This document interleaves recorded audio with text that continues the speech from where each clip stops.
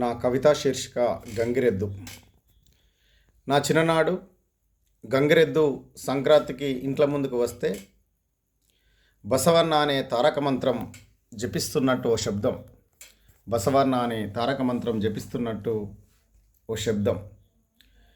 గంగిరెద్దు రూపం మూపురానికి అద్దాల బొంతలు కట్టుకొని, మూపురానికి అద్దాల బొంతలు కప్పుకొని, కొమ్ములకు రంగురంగుల బట్టపేలికలను చుట్టేది. నొసట తోలుకుచ్చులు, కాలికి గజ్జలు, మెడలో గవ్వల దండలు. బసవన్న ముస్తాబు భలేగా ఉండేది. దాని నొసలు తాకితేనే పరమానందం. దాని వెనుకాల డోల్ శబ్దం శ్రవణానందం. పుష్యమాసంలో బయలుదేరిన గంగిరెద్దుల గంగన్న, ఆ గంగన్న రూపం నుదుట నామం దిద్దుకొని ముత్తాతల నాటి ఇత్తడి కమ్మలను చెవులకు తగిలించుకొని, కాస్తంత పాతబడిన తెల్లంగి మీన చినిగిన కోటు తగిలించుకొని, నెత్తిన తువ్వాల జుట్టుకొని,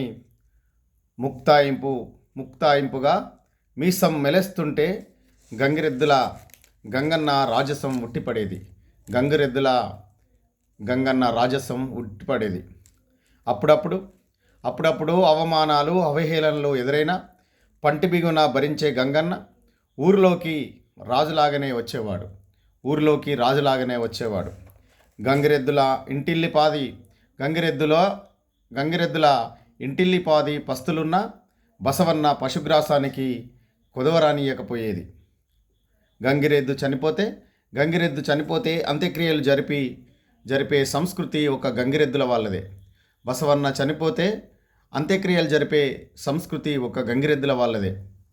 నేడు అయిన వాళ్ళ